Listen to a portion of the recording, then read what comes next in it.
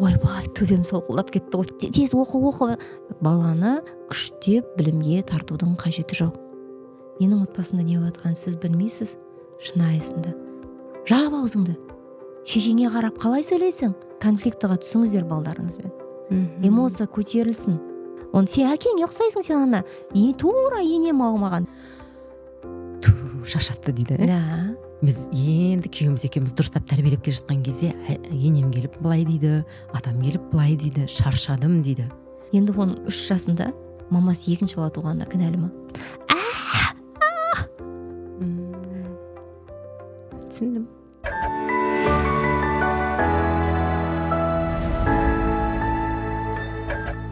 Ашық әңгіме. Сәлеметсіз бе көрермен? Өмірге келген сәбиді психологиялық тұрғыдан сау етіп өсіріп, оның жеке тұлға ретінде даму үшін әр ата-ана не істемек керек? Мұны талқылау үшін шақырған бүгінгі қонағым өз саласында көп жылдық тәжірибесі бар педагог, отбасылық психолог, гештальт консультант Ғалияш Махашева. Ғалияш ханым, студияға қош келдіңіз. Біздің жоба негізі бала тәрбиесі мен оның өсуіне, дамуына қатысты. Сондықтан сізді студияға арнайы шақырдым. Рахмет. Мен қазір сізге бірінші өзімнің көкейімде жүрген сұрақтарды қоям, ал одан кейін осында отырған көрермен сізге сұрақ қойып, және біз сол сұраққа жауапты бірге табармыз деген үміттемін. Жақсы. Негізі бірінші сұрағым әрине мен ана ретінде ар ойланып, бері ойланып, толғанып дегендей психолог және педагог, гештальт терапевт әрине сізге осы сұрақты қойғым келіп жүрген. Бала өмірге келген соң оның психологиялық, эмоционалды дамуымен айналысуды қай уақытта бастау керек? Негізі сауаттылықта, ата-ананың сауаттылығында бірінші ата-ана болуды өзі жоспарлаған кезден бастайды да. Сауаттылық бала туралы ақпарат жинауда, аяғы ауыр болған кезде нені күтіну керек деген сияқты одан басталады. Өйткені ол өзінің де денсаулығы, ол баланың да денсаулығы. Ал баламен эмоционалды байланысты қалыптастыру бұл бала іште жатқан кезден бастап. Есімізге түсіріп көрейікші, әдетте педиатрлар не айтып жатады? Жақсы классикалық әуен тыңдаңыз деп айтады, или болмаса қатты қорқуға болмайды дейді. Келіншектер аяғы ауыр кезде естеріне түсірсін, қатты қорқынышты, стрессті жағдайларда іштегі бала қатып қалып жатады ғой. Кәдімгідей қорқып кетеді, 2 күн 3 күн бойы бала тірі ма деген сияқты қорқыныштарда. Бізде гормон бар, кортизол деген. Бізде жалпы біздің балалар, іштегі бала сырттағы болып жатырған айғай, шу дегеннің бәрін олар ести алмайды, түсіне алмайды шын мәнінде. Бірақ олар сезе алады. Қалай сезеді? Олар гормондардың көмегімен сезеді. Неге аяғы ауыр келіншектерге қайта-қайта гормонға тапсыртқызады деген сияқты да? Себебі біздің бойымызда кортизол деген гормон бар. Стресске жауап береді. Сол кортизол гормоны бөлінген уақытта ол балаға да әсер етеді. Сол арқылы бала стресс сезеді. Сондықтан эмоционалдық, психологиялық дамуды бала жатырға біткен кезден бастау керек ата-анаға. Ол өзінің бірінші тыныштығы мен саулығынан бастау керек. Яғни ана өзінің денесімен, өзінің ішіндегі ағзасындағы болып жатқан өзгерістермен балаға соны сезіндіреді, бала да соны сезеді. Ол түсінікті. Ал бізде мынандай қалыптасқан жағдай бар ғой, бала бір туылады, өседі, оны киіндіреді, мектепке апарады дегендей. Одан кейін ол жеткіншек болған кезде сен тәрбиеңмен айналысу керек деп айтады. Бір 15-17 жасқа келгенде оған дейін енді тыңдамай бара тұрғанда. Бұл менің ойымша бұл кеш сияқты. Негізі бала даму былай басталады. Симбиоз. Сепарация деген дүние бар. Естісеңіздер, балалардың ата-анадан ажырауы. Бірақ сол туған кезден бастап бірінші кезеңде бұл оң симбиоз деніледі. Яғни оң симбиоз деген сөздің өзі биология тілінен алғанда бізде бірігу дегенді білдіреді. Яғни ата-ана мен баланың бірігіп өмір сүруі, бірге болуы бұл өте тиімді, өте жақсы дегенді. Шынымен де 10-12 жасқа дейін бала елестетіп көріңіздерші, көз алдына қонаққа баратсаңыздар 5-6 жас, мен де барам дейді. Болмаса папа айтты, мама айтты деп балалар бірден сондай бір мама папа құдайда билігі жақсы жүреді. Елік дейді, болмаса мамасының каблугын киіп алып деген сияқты балаларда. Осындай бір немесе установкалар мен убеждениелері қатты, сен ақымақсың деп айғайласа бас салбырап тұра береді. Ал 13-тегі балаға айтыңызшы, қарсы шыға келеді бірден. Неге? Өйткені ол оң симбиоз кезеңінде. Айтады, баланы тәрбиелегенде не ұқтырғың келсе 10-12 жасқа дейін ұқтыру керек деген нәрсе сол. Содан кейін барып табиғи 13 жастан бастап табиғи ажырау басталады. Табиғи ажырау бұл қонаққа бірге барайын ба десем бармаймын дейді. Қырсығып отырып алады. Біреулер заставить етіп алып кетеді. Иә, соны күштеп.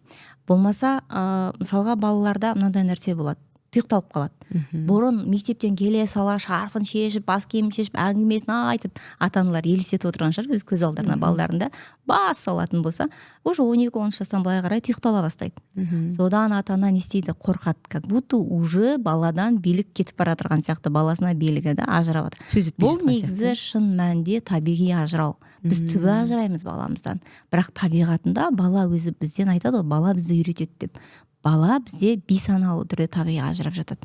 Біз соны бірақ қабылдай алмаймыз. Сондықтан да қандай да бір тәрбие балаға беретін болса, бірінші кезекте сол үйрететін уақыттар бұл сол 12 жасқа дейінгі кезде. Сол кезде арадағы жаңағы эмоционалды, психологиялық қарым-қатынасы бәрін дұрыстап алу керек, е? Именно эмоционалдық, телесный, эмоциямен жаным күнім жабысу, құшақтаудың бәрі сол кезде көбірек болу керек та. Одан кейін уже 13 жастағы бала бетін сүріп тастайды. 12 жастағы бала сүймеш дейді. Біздер манипуляцияға басам, сен мені жақсы көрмейсің ба деп. Манипуляцияға салмау керек. Ол кезде чувство вины саламыз да, кінәлауды саламыз кеудесіне баланың. Бала ол табиғи ажырап жатыр. Ол басқа болашақ өзінің баласын құшақтауға, ішкі бейсаналы түрде, болашақ өзінің жарын құшақтауға, достарын құшақтауға, қоғамға кетіп жатыр, ол жаймен үйренісіп жатыр. Соған ата-ана оған мүмкіндік беру керек. Бірақ эмоционалды толыққан бала, эмоционалды 12 жасқа дейін сізге сеніп, сізді құшақтап, сізді сүйіп еркін үйренген бала, ол кез келген сәтте эмоционалды келеді де сізді құшақтай салады. Да 30-ға келгенде, 40-қа келгенде де алдыңызға келіп жатып алады да. Бывает ондай нәрсе. Ал оң симбиозда қалып қою өте қауіпті. Өйткені біз оң симбиозда қалып қойған ересек еркектерді көріп жүрміз. Олардың әрекеттері қандай? Олар мамам біледі. Мамамнан сұрайық. Қазір жанында әйелі бар, иә? Мамамна айтады ғой, материнский пуповина кесілмеген. Вот сол оң симбиозда қалып қойғандар. Сондықтан эмоционалды психологиялық тәрбиенің оны ең бірінші кезек ата-анада сол бала дамуының сауаттылығы кезеңдерін жақсы білуге дұрыс. Әр кезеңнің өзінің ата-ананың баламен қарым-қатынасы әртүрлі болу керек, е? Яғни табиғатқа қарсы шығудың қажеті жоқ. Е? Ол түсінікті. Турасын айттыңыз ғой, табиғатқа қарсы шығу. Негізі мынандай бір сұрақ туындап тұр да. Біздің ата-аналар енді психологиялық тұрғыдан бұлай сауатты болған жоқ деп ойлаймын, е?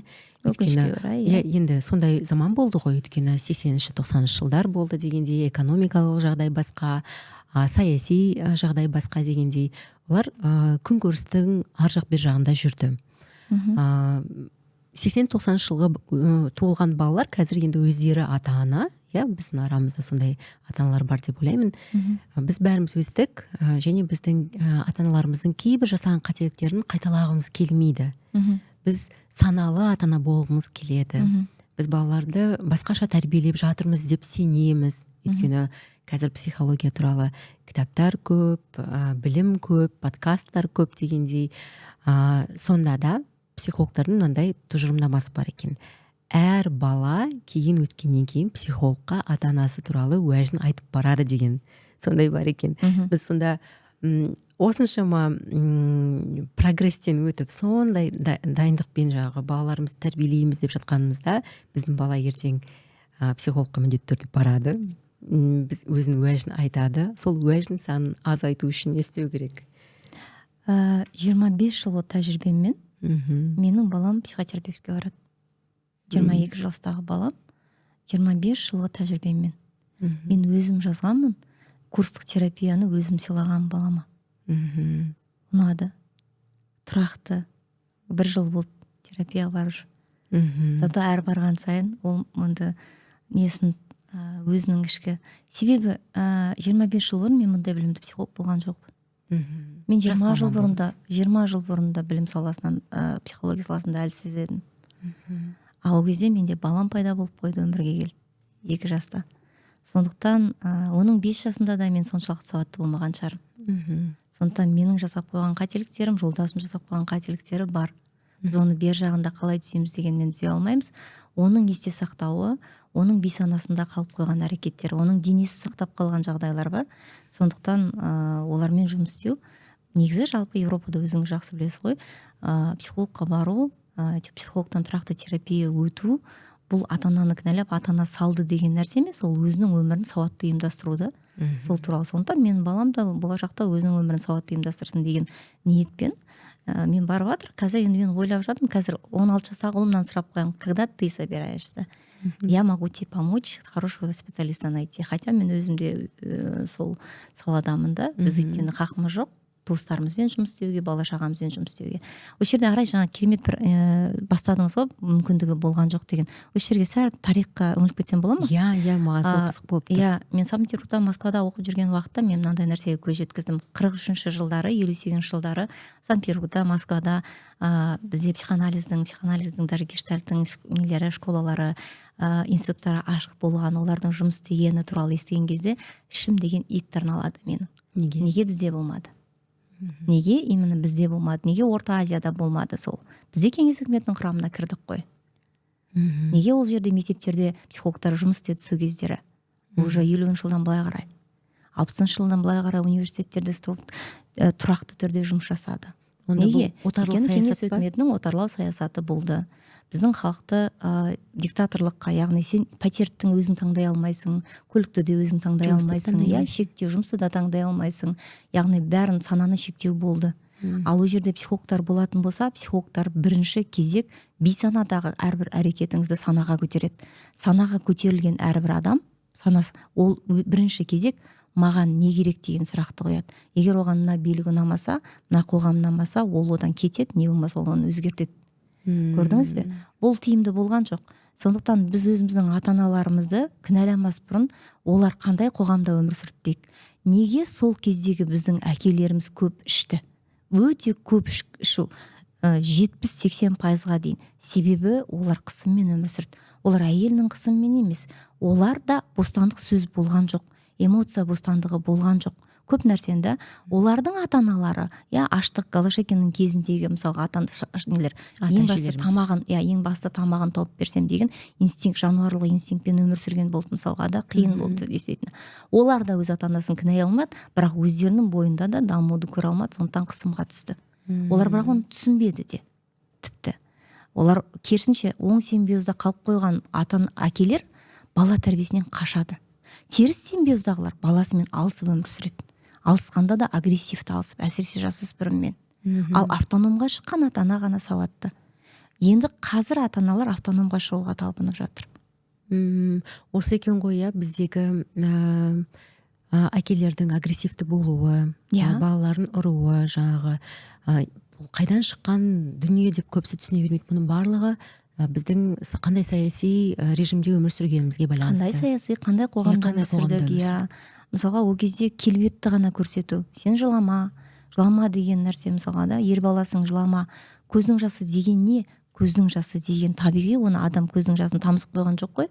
Ол денеде қысым, қаншалықты эмоционалды қысым көбейген кезде, сонда көз жасы бөлінеді. Миымызда лимбический системный мозг бар. Ол эмоцияға жауап береді біздің. Эмоцияда сыртқы қысымдар, запреттер, тыйымдар көбейген сайын, ол денеде қысым пайда болады. Денеде қысым көз жасы болып шығады. Ал көз жасы шыққан кезде оған керісінше жылауға, қорқу мысалға. Ол шынайы қорқып тұрса, біз ең қызығы мынандай тәрбиеде өстік та, виталды қажеттіліктеріміздің өзін тани алмайтын. Виталды қажеттілігіміз не біздің? Келе жатады, анашым су ішкім келіпті. Жаңа іштің ғой сен? Ішпейсің. Или анашым мен барып алдың ғой жарты сағат бұрын. Тамақ жеген келіп тұрған жоқ дейді. Болды, ішкімге. Да, или болмаса анау анекдот бар ғой. Жаңа далада баласы ойнап жүреді, сосын анасы балконға шығады. Баласы Витя деп шақырса, что мама, я писать хочу или кушать хочу деп айтатын. Сөйтсе мамасы, нет, ты спать хочешь деп. Сол сияқты, да, виталды қажеттіліктің өзін ата-ана шешетін. Түсіндіңіз бе? Бізде сауаттылық сол ата-ананың ең бірінші өзінің виталды қажеттілік не? Менің қажеттіліктерім не дегенді тануда, содан кейін барып сол танығанымен баламен таныстыру. Осы нәрсе өте маңызды. Өте маңызды. Өйткені дәл қазір мен өзім ойланып қалдым. Мен қаншалықты өзім балаларымды сезіне алам, ести алам деп. Өте бір маңызды бір сұрақты көтердіңіз. Біз күнде слай. Енді дәл осы жерден мындай сұрақ туындайды. ата анаға енді біздің ата аналарымыз балаға көп талап қойды. Өйткені енді кеңестік режим кетті, жаңа ел Қазақстан тәуелсіздік алды дегендей, және ата аналардың үміті бізде болды. Сен білім ал, сен оқы, нашар оқуға қақың жоқ, білімді болуың керексің дегендей, жаңағы шет елге мүмкіндік болса жіберді дегендей. Бірақ көп психологтар олай талап қоя беруге болмайды деп айтады балаға, өйткені ол көп талапты көтерген бала көп жауапкершілікті көтереді деп. Ол үшін одан кейін оның психологиялық тұлға ретінде өскенде оған бұл өте ауыр әсер етеді деп. Сіздің ойыңызша ата-ана балаға талап қоя ала ма? Және талап қойса қандай болу керек? Сіз балаға талап қоймас бұрын бұл талапты не үшін қойып отырғаныңызды анықтап алу керексіз. Себебі сіз балаңыздан бір жоба жасайын деп жатырсыз ба? Проект. Өзіңіз кезінде балеттен керемет нәтижеге шыға алмадыңыз, арманыңыз болып қалды мысалға да. Или болмаса сыныпта 3-ке оқыдыңыз, 5-ке оқығандар сіздің үнемі 10 жыл бойы көзіңізді тесіп жүрді, мұғалім оны мақтап. Немесе керісінше сіз үздік оқыдыңыз, жақсы оқыдыңыз, бірақ үйде үй шаруасында қалып қойдыңыз, немесе өзіңіз ойлаған деңгейге жете алмай қалдыңыз. Содан кейін сіз сол жерде менің бір упущением бар шығар деп, өзіңіздің балаңыз арқылы өзіңіздің ішкі баланы реализациялайын деп жатқан жоқсыз ба? Соны ойлап алыңыз. Талап не туралы қойылайын деп жатыр? Осы нәрсе да. Одан кейін балаға талап қойған кезде оның жас ерекшелігіне ескеру керек, міндетті түрде. Одан кейін сол балаға қоятын талапты сол баламен бірге келісіп отырып. Кез келген сауатты отбасы негізі екіге бөлінеді. Сауатсыз деп айтпайық, гоместаз отбасы деп айтамыз. Гоместаз деген сөздің түсінігі бұл қоймалжың қатып қалған. Мынандай отбасылар. Бізде осылай болған. Біздің әке-шешеміз осындай. Бұлай болмайды, ұят болады. Елдер ойлап қалады, сен осындай болып көріну керексің, бұлай болып жүру керексің. Міне осындай да. Бір сосын установка. Өзінің бойында жоқ нәрсені кітап оқы дейді. Өзі бір кітаптың бетін ашпаған. Баласы айта алмайды да, папасы қашан қай кітапты оқыдыңыз соңғы рет деп, или мама деп айта алмайды ғой. Айта алмайды. Даже өзі курс сатып алады сол мамасы. Ашпайды ғой курсты. Оқымайды. Неге оқымайды? Оның да себебі бар да. Көп ата-аналар, әйелдер мынандай ғой, многолинейніміз ғой біз деген әйелдер ше. Ананы оқып алдыңыз, сауатты болып, мынаны бәрін өзіміз құтқарымыз, спасательміз. Енді бәрін де жасағысы келеді әйелдер. Сондайда мынау курс туралы айтатын болсақ, әйелдер негізі жақсы ниетпен сатып алады. Жақсы курсты алады. Бірақ оқуға шамасы жетпей қалады. Неге? Себебі ол өзінің мынаусы туралы ақпаратты білмейді. Бірінші мына туралы ақпаратты білетін болса, бәрі дұрысталар еді. Біздің миымыз бөлінеді. Неокортекс. Мынау лобный мозг дейді, бөлшегі бар. Бұл жерде бізде логикаға жауап беретін нейрондардың байланысы қалыптасатын жер. Одан кейін дәл төбемізде, мына қатты ашуланған кезде байқайтын шығарсыздар, ойбай, төбем солқылдап кетті ғой дейді. Білетін шығарсыздар. Лимбический системный мозг. Бұл бізде сыртқы эмоцияларға әсер етеді. Егер лимбический системный мозг эмоцияға жауап беретін бөлігі мидың сыртқы ашу, сыртқы қысымдар, ренжіту, өкінулер көбейетін болса, стресс көбейетін болса, анау соққанда, немесе ол уже соншалықты көп орын алады, ол мынау біздің логикамызға жауап беретін неокортексқа мүмкіндік бермейді. Одан кейін біздің артқы жағымызда мынау жұлын ми дейміз, рептильный мозг деген бар ми. Соған сигнал береді. Не мынау лимбический системный мозгтан сигнал барады, не неокортекстан барады сигнал. Енді адамның жаны тыныш болатын болса, адамда эмоционалды тұрақтылық, эмоционалды өзін бақылау болатын болса, ол емін-еркін тамағын істеп жүріп те сабақтарын қабылдай береді емін-еркін. Ал сәл эмоциясы көтеріліп, ашуланатын болса, оның миына ештеңе кірмей қалады. Немесе ол қобалжуда жүретін болса, стрессте жүретін болса, оның миына ештеңе кірмей қалады. Бірақ сабақты сатып алғандағы ниеті жақсы болды, бірақ ол өзінің эмоционалды жағдайын есепке алған жоқ. Сол кездегі, сол уақыттағы оның айналасында эмоционалды состояниесі қандай? Ол мынандай бір спасательный, мен қазір мынаны үйреніп аламын да қатырам деді. Мысалы 5 баланың анасы сондай бір курс сатып алды дейік, сосын енді 5 баланы тәрбиелеу оңай емес қой, бірақ ниеті дұрыс. Ниеті дұрыс, бірақ өзінің жаңағы емізулі баласы бар, ұйқысы қанбайды, күйеуі көмектеспейді, төрт баланың үлкені жаңағы жеткіншек, оларда жаңағы переходной период деген басталды. Солай үлгере алмай жатқан кезде, өзі де қиналып жүрген кезде ол курстың ешқандай пайдасы болмайды екен. Раздражение, тітіркену, ашумен жүрген кезде ол қанша жерін ана жерге ашып қараса да сәлден кейін ол оны оқи алмайды. Неге? Кортизол көтеріліп тұр, лимбический системаның тыныштықта емес, логика қосыла алмай тұр. Ондай ол оны өзін кінәлайды да. Вот, ақша құрттым, алдым, оның қасында еще күйеуі кінәлайды, сен босқа аласың. Ал ол өзінің физикасын түсінбейді да. Ол өзінің физикасын түсінетін болса, өзіне түсіністікпен қарар еді да, өзін қалыпқа келтірудің амалын істер еді. Жаңа сіз бір гомеостаз отбасы деп айтып кеттіңіз, бір тұрақты сондай бұрыннан өзінің сондай идеясымен өмір сүріп жатқан отбасылар солай ары қарай өмір сүре береді дегенде, мысалы қатып қалған. Дәл осы сұрақты неге қойғым келіп тұр? Өйткені мен көп жаңағы алаңдарда балаға қиямет жасауға болмайды, баланы ұрып соғуға болмайды деген тақырыптармен шыққанда көп адамдар кейін маған былай жазады: бізді ата-анамыз ұрды ғой, біз де баламызды сөйтіп тәрбиелейміз. Құлдық сана. Сосын біз жаман адам болған жоқпыз ғой, бәрі нормально, оны да сөйтіп тәрбиелеп жатырмыз дейді. Олардан осылар ғой, гомеостаз, жаңағы сіз айтқан отбасылар. Тура гомеостаз отбасы. Не болатыны туралы айтайықшы осы жерде. Тағы да гормондарға, тағы да физикалық состояниеге келетін болсақ, негізі психологияны дұрыс меңгеру немесе психологиялық, психотерапиялық нелерден өту, бұл адам путь к себе, өзіңе деген жол табу, өзіңнің ішкі дүниеңе жол табу да.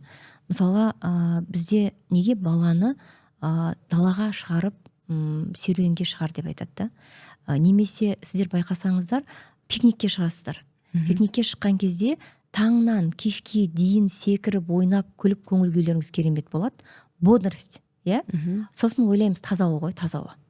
Оның несін, бұл неден болып отырған таза ауа, не болып отыр менің ағзамды?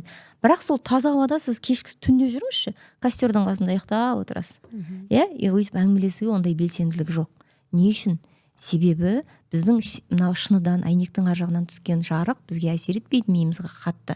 Бірақ біз далаға шыққан кезде, таңертең ұйқылауға шыққан кезде, немесе жағдай пикникта болған кезде, біз сыртқа шыққан уақытта далаға біздің миымызға сигнал барады. Біздің миымыз сыртта не істеп жатқанымен шаруасы жоқ, бірақ барған сигналдарға ғана жауап береді.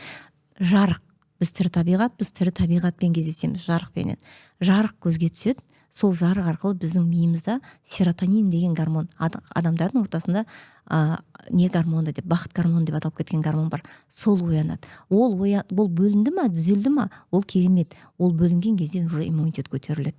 Ол көңіл күй көтеріледі. Ол ағзада іс-әрекеттің белсенділігі пайда болады. Сондықтан пикник арғанда көңіл күйіңіз жайраңқы, барлық проблеманы ұмытып, жақсы демалып қалдым ғой деп отыратынбыз. Содан да тура балалардың да далада ойнаған кезде бас салбырап шығады да, сәлден кейін қарасаңыз балаңыз деген зор жүгіріп, ойнап, секіріп, бағана далаға шықпаймын деген ұмытып кетіп жүреді да, жүгіріп. Неге? Бұл серотонин бөлініп жатыр деген сөз.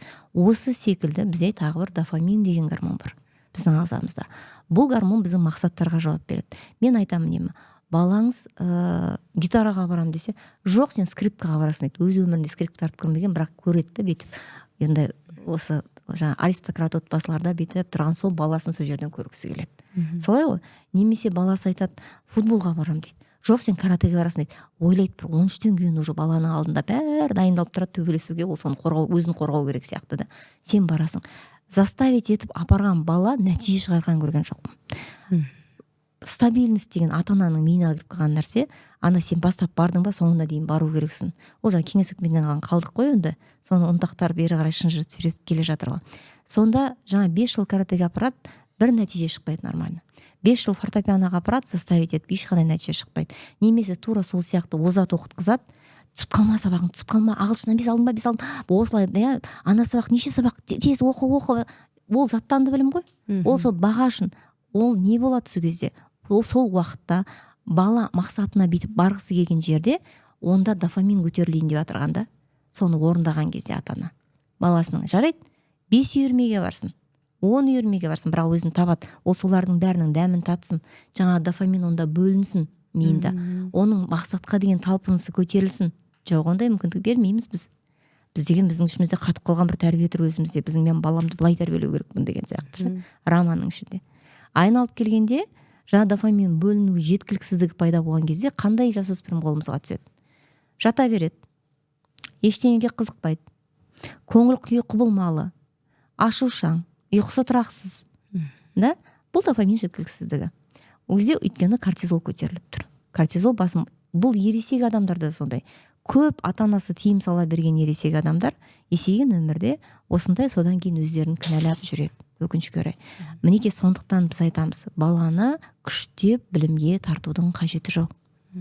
Күштеудің. Онан өзі қалаған сабағына және өзі қалаған үйірмелеріне барып, және сол жерден байқадыңыз ба қызығушылық қайсына, соған басымдылық жасаңыз. Немесе балаңыз архитектор болам десе, сен егер геометрияны білмесең архитектор болмайсың деудің қажеті жоқ. Все, бола алмайсың сен деудің. Ашыңыз, сізде мүмкіндік көп желіні. Ашыңызда әлемнің архитекторларының өмірі туралы қараңыздар. Ол архитекторлардың жұмысы туралы қараңыздар.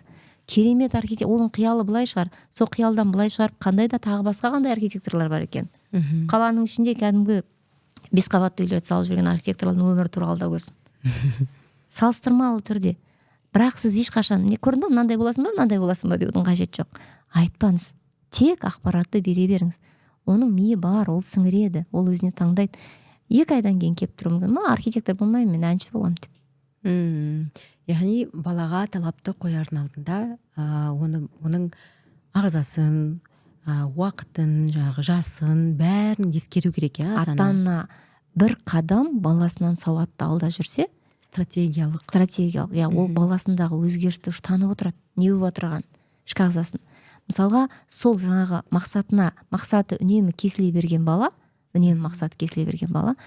дофамин жеткіліксіздігін бейсаналы түрде түсінген кезде, ол дофамин жеткіліксіздік бар екен демейді ғой, ол бір нәрсенің жетпей тұрған оған. Сол бір нәрсені сырттан іздейді. Мысалға, ана жерде бір энергетик тұр. Оған үнемі мамасын папасы айтады, ол зиян. Бірақ ол жерде оны тығылып алатын болса, ол және ішетін болса, оған ешкім кедергі бола алмайды. Оның мақсаты сол теріс мақсатқа кетеді. Алды, ішті рахаттанды ол мақсат. Дофамин жақта бөлініп секірді. Сәттік эйфория. Сондай тыйым салынған нәрселерге керісінше өзінің мақсат. Өйткені оның дұрыс алынған мақсаттарын алға қойған ешкім қабылдаған жоқ. Бірақ яғни оның ағзасы дофаминді күтіп тұрады да, сондықтан ол теріс жаққа қарай кетіп қалады, бала. Ол қалайды, бәрі бөліну керек оны. Оның жасағысы келген нәрсесіне ата-ана мүмкіндік бермесе, ол ертең жаңағы лудаман, игроман, неше түрлі нәрселерді ішетін, қолданатын адамдар содан пайда болады, Тыйым арқылы мақсатқа жету.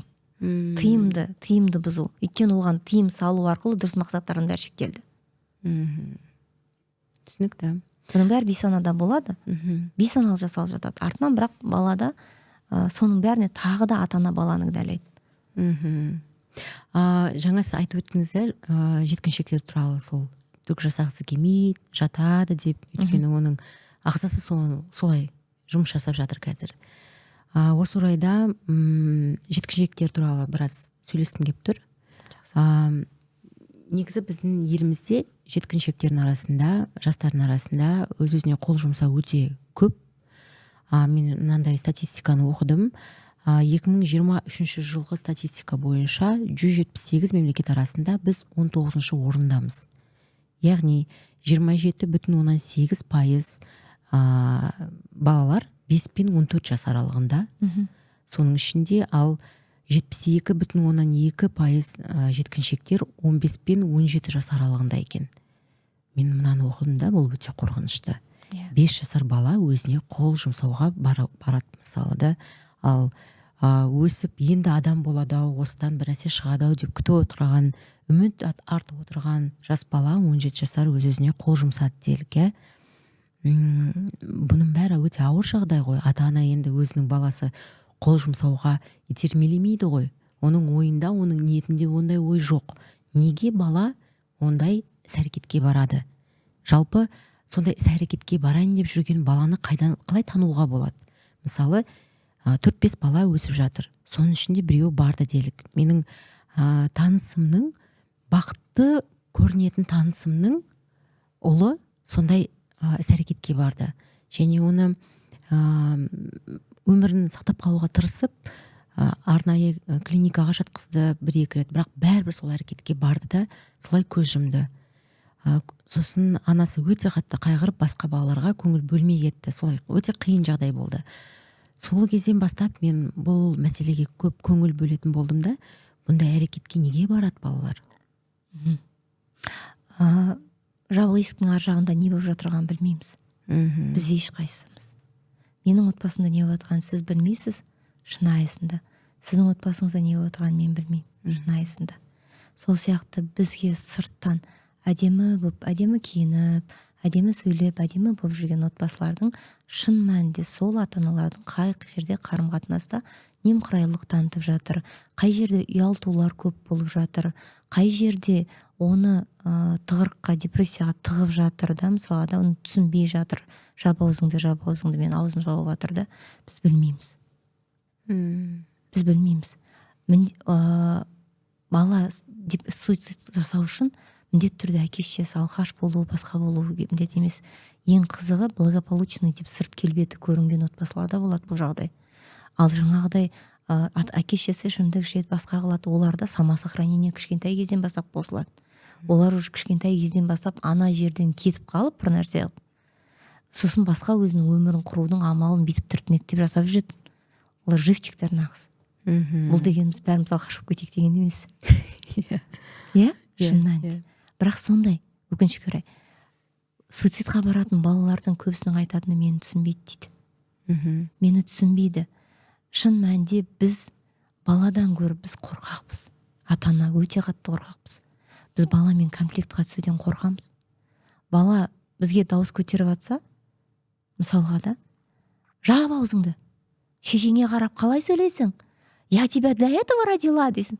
А ты вообще для чего родила? Вообще деген сияқты да.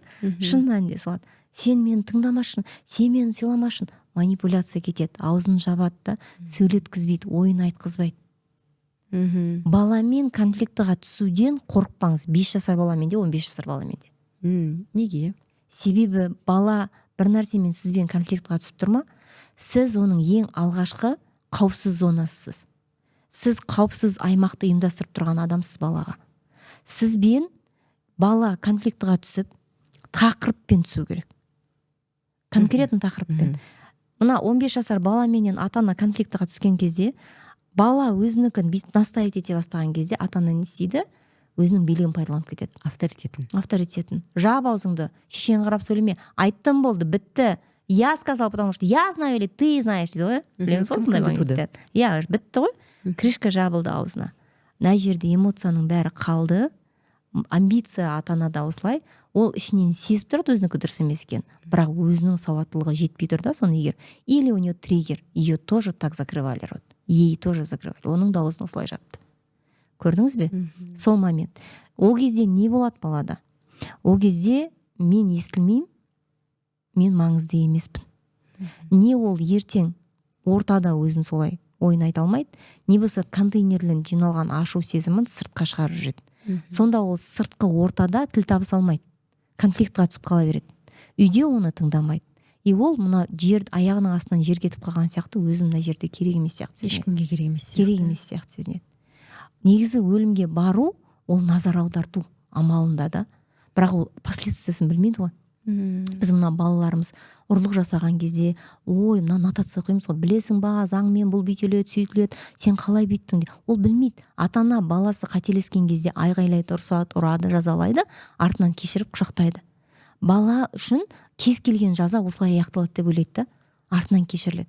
Ол білмейді ол заң бар екен. Заңда ол кешірілмейтінін білмейді. Сондай сияқты ол ар жағында өлім, одан кейін қайтып келмейтінін білмейді ол. Поступқа барып отырған кезде ол сол арқылы маңыздылығын арттырғысы, өзінің маңыздылығын арттырғысы келеді да сол сәтте. Сондықтан конфликтіға түсіңіздер балдарыңызбен. Эмоция көтерілсін. Баланың сізге айғайлап ұрысқанынан қорықпаңыз. Балаңыздың сізге айғайлағанынан қорықпаңыз. Бірақ айтыңыз, сенің дауыс көтерген маған ұнап жатырған жоқ. Сосын ашуды жаңағыдай ауыр сөздермен дурак там или бірнеме деген сондай сөз қажет жоқ, демонстративный сөздер айтып. Көп адам өзінің есіне түсіріп отырған шығар. Мен саған қатты ашуланып тұрмын деп көрсетуге де болады ашуды. Ол да ашу. Мен саған қатты ренжіп тұрмын қазір деуге де болады. Ол соған үйренеді. содан кейін эмоциясын шығарып, екеуміз де эмоциямызды шығардық осы қазір. Шығардым ба, енді басылып сөйлесейікші болды осы тақырыпта. Немесе дәл қазір екеуміз сөйлесуге дайын емеспіз. Мен өз шаруаммен айналсам, сен өз шаруамен. Бірақ осы тақырыпта мен сенімен сөйлесуім маңызды. Мен сені түсіну керекпін, әлі түсіне алмай жатырмын, бірақ уақыт бер маған. Арадағы конфликтке дұрыс түсіп, дұрыс болғаннан кейін одан дұрыс шыға білу керек. Дұрыс, соны үйрету керек. Тақырыптан кетпеу. Сен бүгін өйстің, сен өткенде де сөйткенсің. Сен ана білесің ба ана жақта? Оны оппонентін ослабить ету үшін оппонент оның баласы. Иә? Әлсірету үшін. Сен әжеңе де өтірік айтқансың, білесің ба, баяғы 6 жыл бұрын? Деген сияқты да. Оны сен әкеңе ұқсайсың, сен ана тура енем ауымаған деген сияқты. Не надо приклеивать клеймо. Дәл сол по теме, нақты тақырыппен. Мен бөлмеме кіргізгім келмейді ананы дедім ма? Не себепті? Тек сол тақырыпта ғана. Бір нәрсені, мысалға да. Сол тақырыпта келісімге келіңіз. Есейгенде сіздің балаңыз өзімен келісімге келе алмайтын адаммен өмір сүрмейді. Өзіме келісіммен келе алмайтын адаммен серіктес болмайды. Өзімен тыңдамайтын, өзімен келісімге келе алмайтын адаммен оның шекарасы қалыптасады. Ол өзгенің де шекарасын сақтайды, өзінің де шекарасын сақтайды. Сіз осындай адам істейсіз. Иә, сізге қиын болады, бірақ сіз сауаттысыз. Неге сізге анау әншінің көйлегі туралы білу маңыздырақ? Неге сізге ана жердегі гәпке или бірдеңеге бару маңыздырақ? Неге сізге балаңыздың сауаттылығы туралы ойлау маңызды емес? Өйткені ертең лудаман болса, ол ертең ішкіш болса, ертең ол 3 әйел алып жүрсе, сіз қиналасыз. Сіздің бет аузыңызға жаққан тоналкаңыз немесе әдемі киініп мынандай тұрысыңыз сізді құтқармайды қартайған өмірде. Ішіңіз қанжылап, ана өмірге алаңдаумен кетесіз. Или болмаса қартайған өміріңізде сына муж отношения 3 әйелден ажырасып келген балаңызға әйел болып отырасыз. Соның шайын құйып бересіз, тамағын істеп, аяқ киімін сүртіп, еңкеңдеп жүресіз. Сонымен бірге әйелін жамандап. Бізге не керек? Сауатты болу керек па? Және балаңыздың бақытты еркін өмір сүргенін көру. Сол кезде сіз сепарацияланасыз. Сіз шетел аралап, емін еркін өмір сүріп жүресіз өзіңіз. Өйткені сіз толық сенесіз балаңыздың есейгеніне. Саналы есейген баланы жібердіңіз. Осымен ойласпайды, ол сізбен тек қана жақсы тақырыптармен, жақсы әңгімелермен сөйлеседі. Жақсы ой айттыңыз. Бізде мысалы мынандай бір салыстырым бар ғой. Неге жаңағы зейнетке шыққан шетелдіктер ел жер шетел аралап жүреді, ал біздің зейнеткерлер өзінің бала шағасымен арпалысып, одан кейін оның бала шағасын тәрбиелеумен айналысып, сонда да мақтан тұтады. Иә, сонда да жексұрын болып, мақтан тұтады да, мен апа, атамын, әжемін, мен балаларыма қарап отырмын деп. Ал оның келінін тыңдасаң, шашатты дейді. Да. Біз енді күйеуіміз екеуміз дұрыстап тәрбиелеп келе жатқан кезде, енем келіп былай дейді, атам келіп былай дейді, шаршадым дейді. Ал біздегі ата-аналар бұны, ата-әжелер бұны бір мәртебе көреді да, мен көмектесіп жатырмын, бүйтіп жатырмын. Өйткені бұның барлығы өздерін қажет болып сезінгісі келгеннен ба? Нық үстінен түстіңіз дәл. Бос қалған ұя деген синдромды естіңіз бар ма? Синдром опустевшего гнезда. Осындай сөз бар. Балалар мынандайда, өкінішке орай, бізде мен деген сөзді қалыптастырып өсірмейді. Мен деген сөз эгоизм сияқты. Қорқатты, даже элементарно бала мен баланың ортасында ойыншығын, менікі десе, ол шынымен де оныкі да. Бер дейміз. Бер дейді, бергізеді. Оған мамаға құлағының тыныштығы маңызды да, ана баланың менін қалыптастырудан көрі. Сол мені қалыптаспаған адам ертең үйленгеннен кейін мама, папа рөліне ғана отырады. Сол маңызды болып қалады. Мамасы, папасы.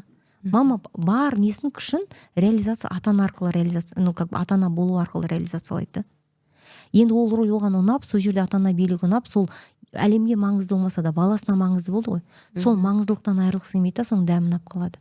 Енді есейді ғой, балалар есейді, ол ақылдаспайды, өзінің ойы бар, өзінің әйелі бар, өзінің отбасы бар деген сияқты да.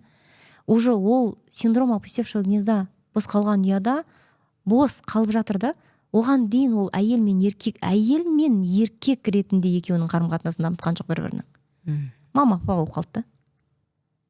Әйел бөлек адам, еркек бөлек адам ретінде өз қызығушылықтарымен дамыған жоқ. Өз қызметтерін, өзінің бизнестерін, өзінің бір кәсіптерін сүйікті, хоббиларын дамытқан жоқ.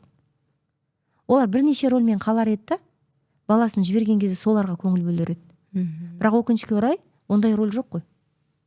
И содан кейін не істейді, өзін әрі қалай реализациялау үшін, биоматериал болып қалмас үшін, керексіз биоматериал болып не істейді, ол жан таласып ана, сен білмейсің, сен жассың, біз былай тәрбиелегенбіз деп бастап кіріседі. Баласына жабысады, баласының баласына жабысады. Бәрі қателесіп жатқан сияқты. Шынымен де жас ата-анаға қателесуге, баласымен бірге да тәжірибе жинауға, сол мүмкіндік бермейді.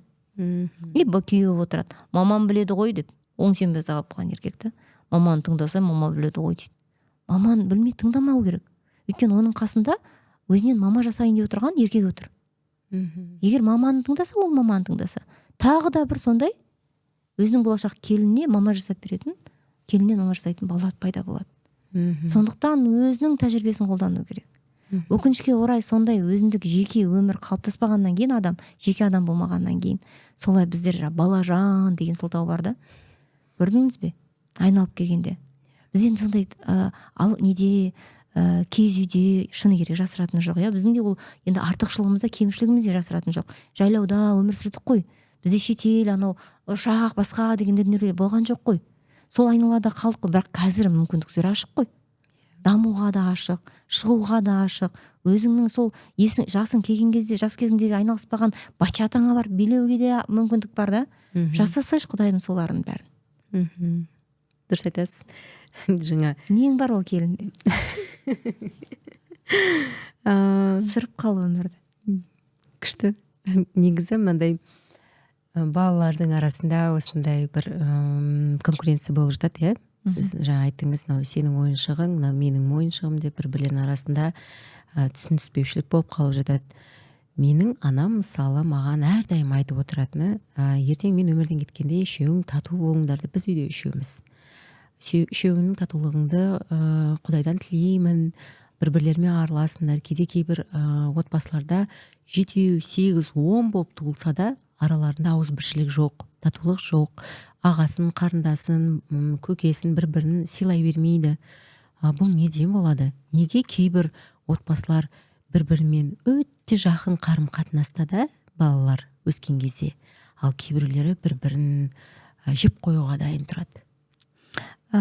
Күштеп сыйлатқыздырғаннан, күштеп бір-біріне көмек бергіздіргеннен, күштеп жауапкершілік артқаннан бір-біріне, немесе бөлгеннен бір-бірімен салыстырғаннан балаларды. Ішінде біреу мамасын аунау үшін бәрін тап-тұйнақтай қылып істейді. Өйткені мамасының назарын алу үшін. Мамасының назарын алады. Мамасынан самостоятельно бәрін істеп жүрген бала не істейді? Лишний не жоқ, оған артық қараудың қажеті жоқ, оны мақтап қояды, қалғандар уже оны жек көреді. Сондай сияқты, немесе жаңағыдай бөліп бір-біріне. Бізде мынандай нәрсе бар да, сөзбен тәрбиелеу, іспен тәрбиелеу бар. Егер бауырмалдылықты бауырлардың арасында әділдікті қарайтын болсақ, бірінші кезек үлкен кіші деп бөлмеуден, сен үлкенсің деген сөз бар ғой. Ең жаман 3-те бала. Енді оның 3 жасында мамасы 2-ші бала туғанда кінәлі ма? Сен үлкен емессің ба? Бер дейді ғой. Оның енді кризис трехлетнего возраста. Оның ясы енді қалыптасып келе жатыр. Сіз білесіз бе, мен осыны үнемі айтам. Жаңа бүйтеді, бала кішкентай 7-8 айлық бала мұрнын бүйтіп чұқылап, мұрнын бүйтіп жатса, ойнап жатыр дейді, ол ойнап жатырған жоқ. Немесе түймені бүйтіп жатса, ол ондай ойынды білмейді. Мұрнынды жұлып алуды білмейді ол. Елеу болса, жұлды ғой мына мұрнымды лақтырады. Ол сол кезде 7-8 айлық кезінде ғана бала мына мамамның денесімен менің денем бөлек екен дегенді енді біліп атады да. Балалардың 7-8 айлығында білесіз ба? Үңіліп қарайды ғой. Бұған дейін көз бәдіреп деп атырған бала, именно сол кезде сізді бірінші рет көргенде үңіледі ғой. Еще ол аз ба? Ол сол кезде қырсыққанда, әсіресе 9 айында, 8-9 айында енесі күнде шақырып жүрген енесі келе қойса бармай қояды.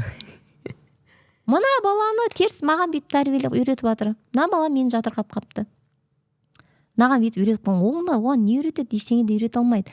Тек балада сол кездегі состояниесі оның дамуында.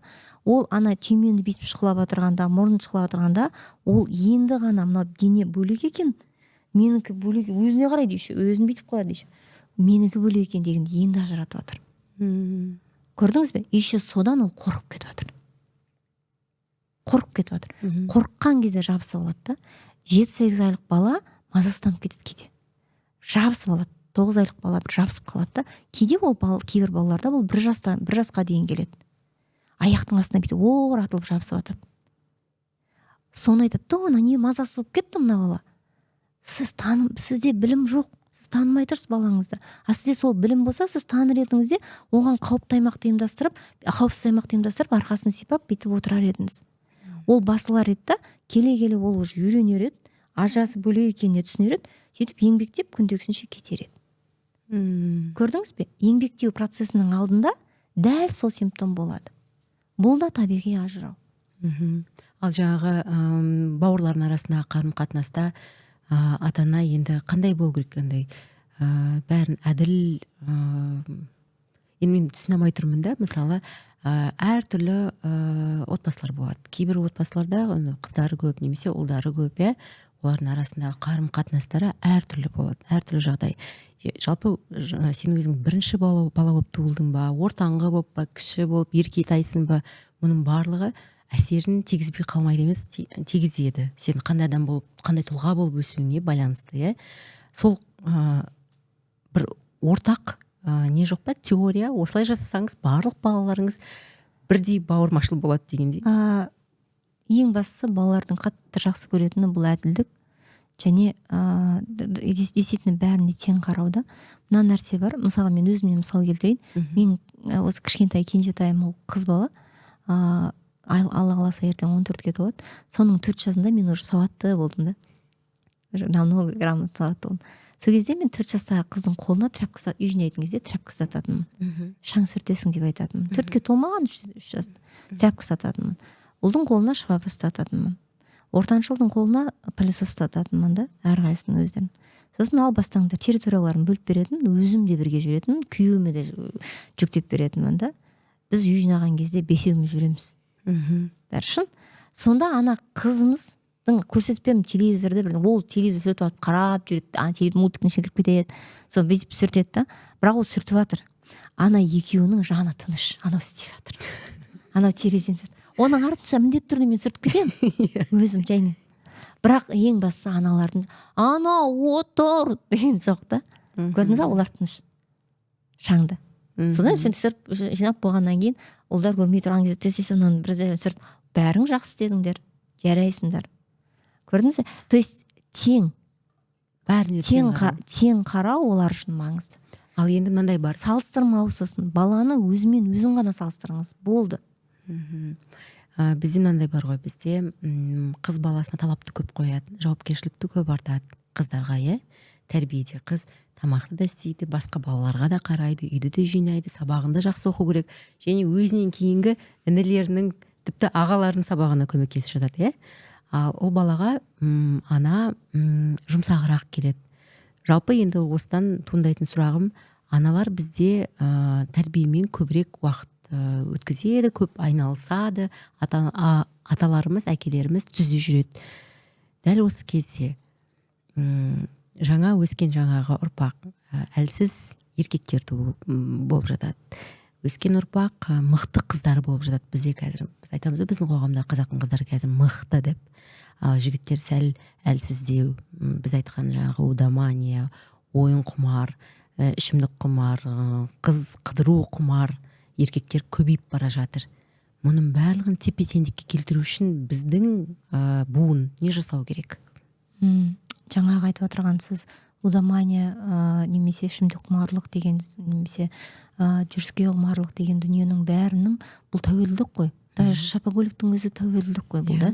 Бұлардың бәрі, бұл кез келген тәуелділік бір дүниені жауып жатады да, бір нәрсені. Яғни психотерапияны алкотерапияға ауыстырып жатыр деген секілді ғой. Байқасаңыздар, именно ішкен кезде балалық шағын қазып отырады ғой.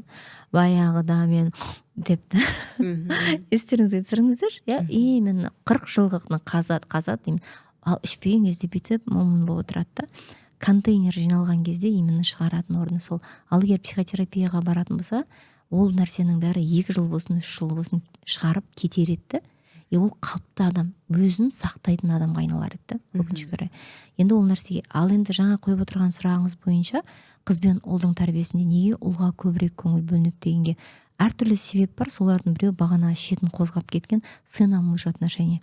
Әйел мен еркектің қарым қатынасында егер қандай да бір себептермен, соның себебі көп, әйелдің көңілі еркегінен қалады. Еркек эмоция бере алмайды. Еркек бұрынғыдай әйелін қуантпайды, түсінбейді, қолдамайды деген сияқты нәрселер көп қой енді. Бір-бірімен тіпті бір жылдап, 2 жылдап төсекте жатпайтын әйел мен еркектер бар да. Брат и сестра как будто бы да. Сондай секілді. Ондай жағдайда инстинкт қой. Біздің Фрейд айтпақшы, Зигмунд Фрейдтің айтқанындай, кіндіктен төмен қарайғы дүние көп нәрсені шешеді деп. Сол сияқты инстинкті түрде өзінің баласына, ер бала ғой, махаббатты соған береді. Солар, бұл бір мысалы, бір ғана себебін айтатын. Оның басқа да себептері бар бұл жағдайда. Ер балаға махаббатын көбірек береді. Өйткені сол ер бала өскен сайын не істейді? Ер бала өскен сайын оны құшақтайды, сүйеді, тыңдайды. Кәдімгі ер азамат жанына ертіп тойға барады, оны көйлек алса комплимент жасайды, гүл сыйлайды да, мысалға да сүйікті. То есть күйеу өзінің арманындағы еркекті баласына жасап алады да. Бірақ сол баласына ол бәйбіше болған білмей қалады. Баласы үйленген кезде жолында тұрады да.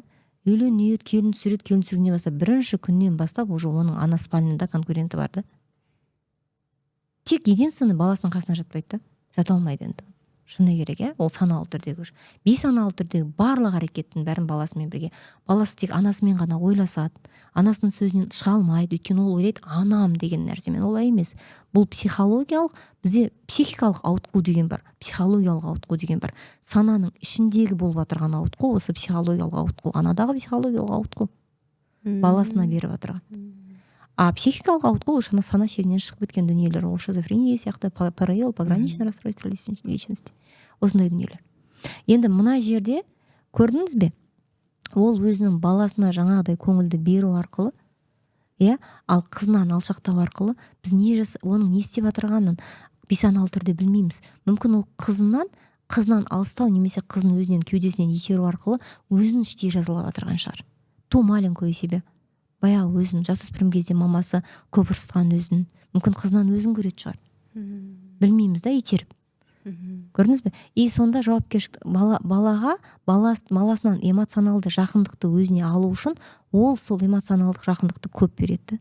Шынымен де есейген кезде солай болады. Шынымен де бала тәуелді болып қалады анасына. Анасының көңіл күйіне. Мысалға, сепарация деген сөз біз ойлаймыз да, бөлек өмір сүріп жатыр ма сепарацияланып? Жоқ. Америкада өмір сүріп жатқан бала звондап, мам, я хотел купить такую машину, как ты думаешь, деп тұрады. Эмоционал. Или болмаса көңіл күймен. Мен ана кімге ашуланып қалдым, деп тұрады да, мысалға. Бөлісіп. Эмоционалды, ұйымдастырушылық жағынан өмірін, қаржылық жағынан ажырау бірге тұрып та болады ата-анамен. Немесе бөлек тұрғанда да болмайды. Осы жердегі басты дүние ананың сол жердегі баласымен рөлі қандай.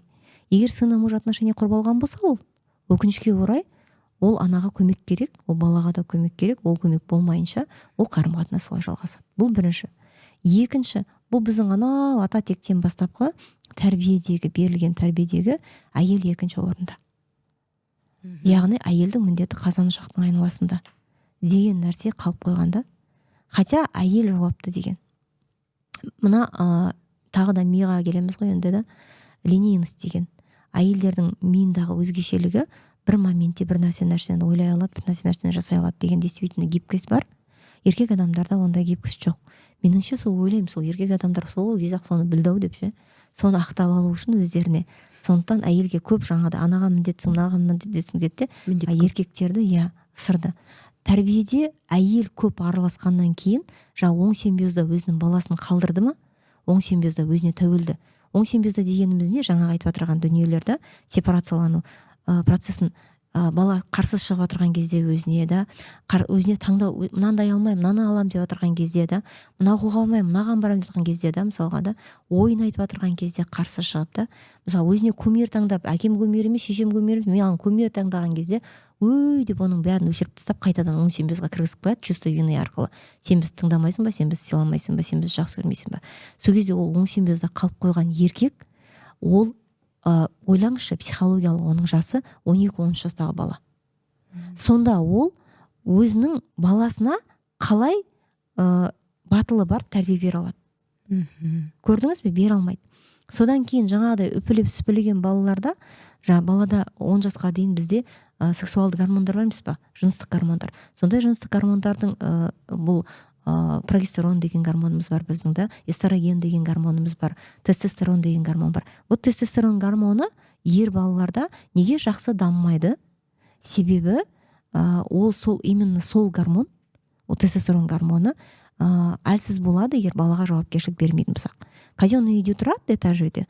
Ол балаға жақында ғана маған әке келді, өзімен жұмыс жасап жатыр, Аллаға шүкір, оған да сөйтіп айтады, қызым істейді бәрін, мен ұлыма бермеймін, бұл ұлдың ісі емес дейді. Ұлдың ісін айтыңызшы дедім.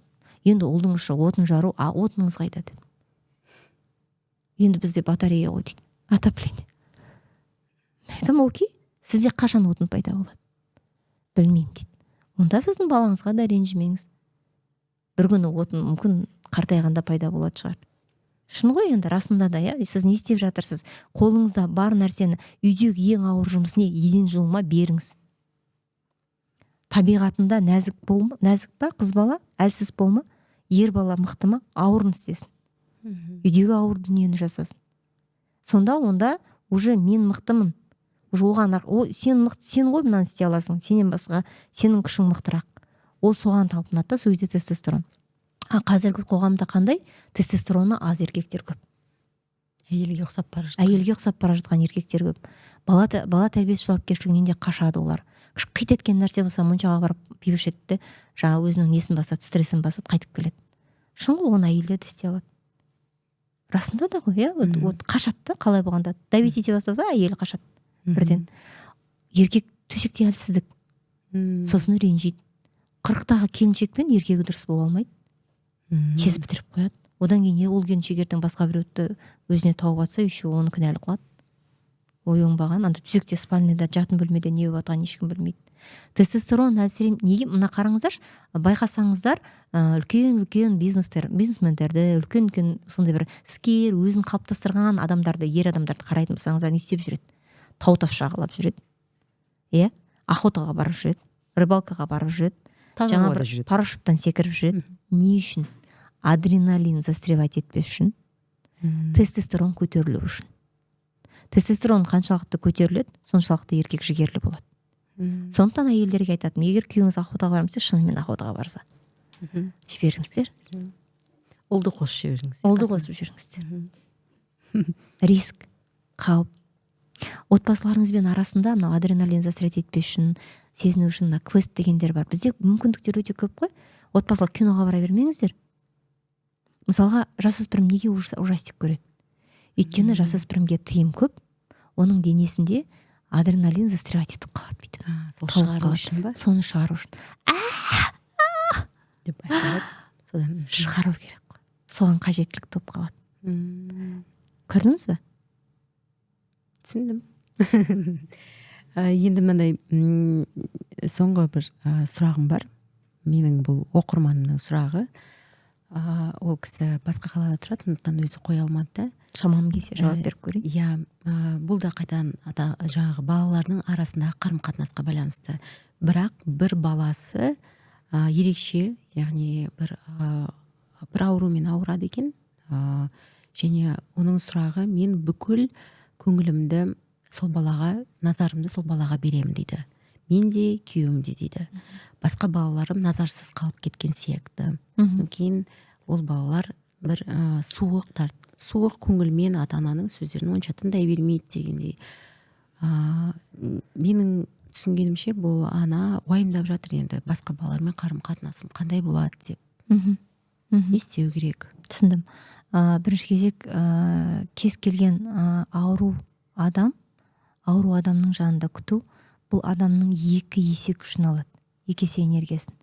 Яғни біз үнемі айтамыз, егер сіз бір ауру адамға қарап отырсаңыз, 10 күн сайын сізді біреу ауыстырып отырсын. 10 күн сіз қараңыз, 10 күн сіз сол балаға қарайтын адам табыңыз, күйеуіңіз қарасын.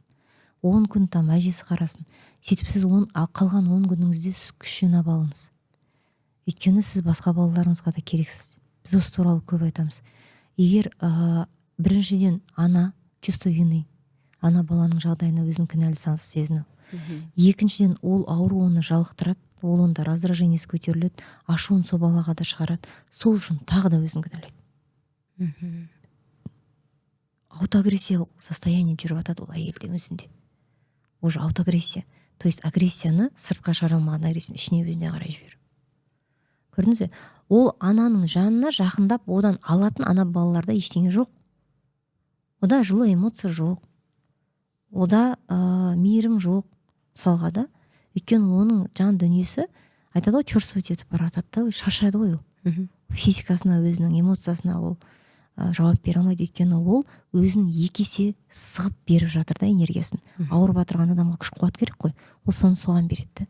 Физикалығында, эмоционалды да, психологиялық да. Көрдіңіз бе? Сондықтан бірінші кезек бұл жерде не істей аламыз? Қайда оның жанында басқада? Басқа ересектер қайда? Бірінші кезек солар керек. Көмек керек, көмек керек. Міндетті түрде көмек керек. Оны ауыстыру керек. Балаға емес, бірінші анаға көмек керек. Бірінші кезек ол анаға айту керек. Егер ол туасылы бір ауыз, бір сөз керек, баланың бұл нәрсесіне сен кінәлі емессің. Сен қолыңнан келген жасап жатсың. Бірақ сен басқа балаларың үшін де, өзің үшін де өзің сақтау керексің. Сол үшін оған бірінші көмек сондай. Жаңағыдай көмек, физикалық сақталу. Өртеніп жатырған үйде, от болып өртеніп жатырған үйде психолог кіріп, кроваттың астына тығылып отырған, қорқып отырған баланы психологиялық жұмыс жүргізсе қалай болады? Есі дұрыс емес адам ғана солай істейді. Бірінші кезек пожарный барады. Оны құтқарып алып шығады, қауіпсіз аймаққа шығарады. Содан кейін барып. Ол әйел не істей аламын деп ана балаларға ештеңе істей алмайды, пока өзіне бірдеңе істемей тұрып, өзіне күш қуат жинамай тұрып. Сол секілді бірінші оған өзіне күш қуат жинайтын амалды ұйымдастыру керек. Түсіндім. Рахмет. Ғалияш ханым, сізге бір сыйлық дайындап қойдым, арнайы осы уақыт бөліп келгеніңіз үшін. Сіз әйел адам ретінде менің ойымша мындай сыйлық алғанды ұнататын шығарсыз. Бұл қазақстандық арғымақ бренді, менің ең сүйікті брендтерімнің бірі. Ішінде өзім сізге арнайы таңдап орамал дайындап қойдым. Көңілден шығады деген үміттемін. Әрине. Кезгенсіз. Рахмет. Көрермендерге мынау біздің бүгінгі көрсетілім ұнаған болатын болса, басқа да оқырмандармен, басқа да көрермендермен бөліседі деген үміттемін. Бөлісіңіздер, жақындарыңызға осындай кеудесінде, көкейінде көп сұрақ туындап жүрген достарыңызға жіберіңіздер. Бірге дамиық, бірге әдемі салауатты өмір сүруге тырысайық. Көріскенше.